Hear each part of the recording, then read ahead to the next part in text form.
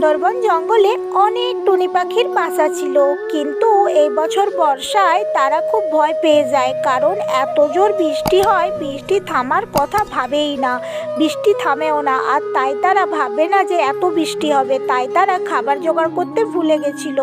আর সেই কারণে তারা খাবার না জোগাড় করে রাখায় তারা খুব চিন্তায় পড়ে গেছিল যে এইভাবে যদি বৃষ্টি হতে থাকে আমরা কি খাবো, কি খেয়ে বাঁচবো। কিন্তু বন্ধুরা, তাদের মধ্যে একটি লক্ষ্মী টুনি পাখি ছিল। লক্ষ্মী টুনি পাখি সে তার ঘরেতে খাবার জোগাড় করে রেখেছিল। তাই টুনি পাখি এই বৃষ্টির দিনে ঠান্ডা ওয়েদারে তার ছেলেকে নিয়ে একাই ঘরের মধ্যে বসতে থাকে।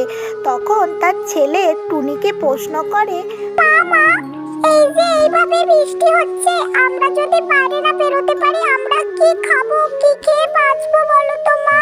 বৃষ্টি কেন থামছে না? আরে বাবু, তুই কেন এত ভয় পাচ্ছিস? তোর মা কি এত লক্ষ্মীছাড়ি? দেখ কত খাবার রেখেছি এখানে।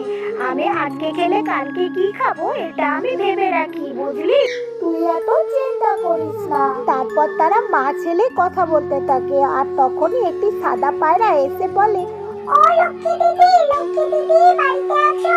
আর কোথায় বা যাবে বৃষ্টির দিনে? লক্ষ্মী দিদি, আমার একটা উপকার করো না, আমার না মা এসেছে, কিন্তু আমি কোনো খাবার দিতে পারছি না, আমার কাছে তো কিছু নেই, তুমি কিছু খাবার ধার দেবে?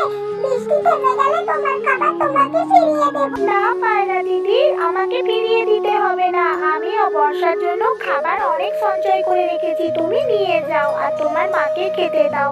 আর না হলে তোমার মা বাড়ি গিয়ে যদি কাউকে বলে তখন তো তোমার বরেরই দুর্নাম হবে, তাই তুমি খাবার নিয়ে যাও। তারপর সাদা পায়রা লক্ষ্মী টুনির কাছ থেকে কিছু খাবার নিয়ে বাড়ি ফিরে যায়। আর বাড়ি ফেরার সময় তাকে পাড়ার পাখিরা দেখতে পায়, আর একটা পাখি কালো কাক তাদের ভাঙা চোরা বাসা ভেতর থেকে দেখে কালো কাকের বউ কালী কালো কাককে বলে, এই দেখো দেখো, এই দেখো, ধান নিয়ে যাচ্ছে, মনে হয় অনেক খাবার সঞ্চয় করে রেখেছে, তুমিও যাও, গিয়ে কিছু খাবার নিয়ে আসো তো।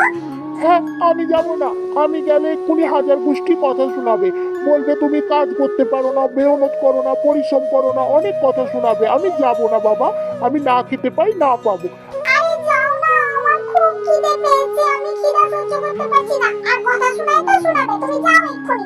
তারপর এই কালো কাক চলে যায় লক্ষ্মী টুনির বাড়িতে। লক্ষ্মী দিদি, লক্ষ্মী দিদি, আমাকে কিছু খাবার দাও না, তোমার কালী বোন পাঠিয়েছে, আর ওকে না খেতে দিলে ও মরেই যাবে। কিন্তু কাক দাদা, হ্যাঁ, আমি জানি যে মানুষকে বেঁচে থাকতে গেলে বর্ষা বৃষ্টির জন্য আজকে খেলে কালকে কি খাবো সেই ব্যবস্থা করে রাখতে হয়।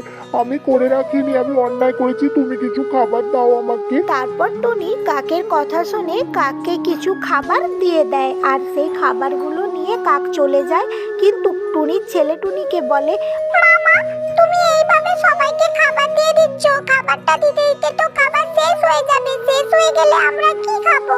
আরে বাবু, আমার ঘরে যতক্ষণ খাবার থাকবে ততক্ষণ দেব, আর নিজে না খেয়ে অন্যকে খাওয়ানোর আনন্দটাই আলাদা, বুঝলি বাবু?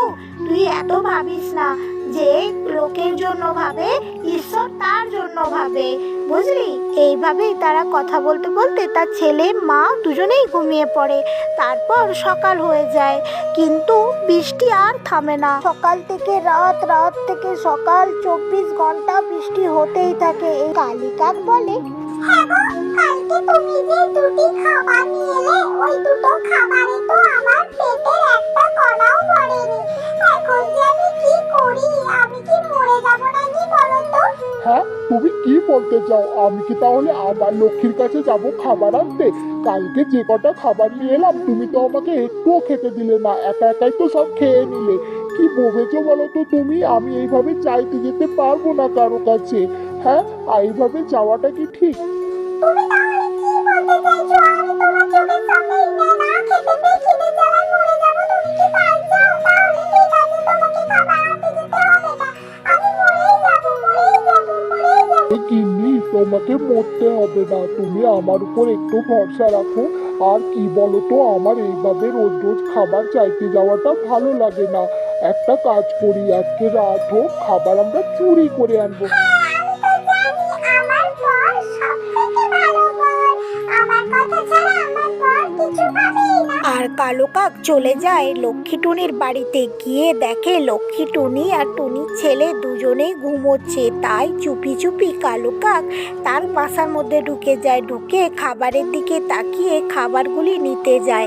আর যেই না একটি আঁটি নিতে যায়, সঙ্গে সঙ্গেই কাকের ঠোঁটটি একটি জায়গায় আটকে যায়। আর কাক খুব চিৎকার করতে থাকে, বাঁচাও বাঁচাও, মরে গেলাম গো, বাঁচাও বাঁচাও, মরে গেলাম। তারপরে এই আওয়াজ শুনে টুনি আর টুনির ছেলের ঘুম ভেঙে যায়।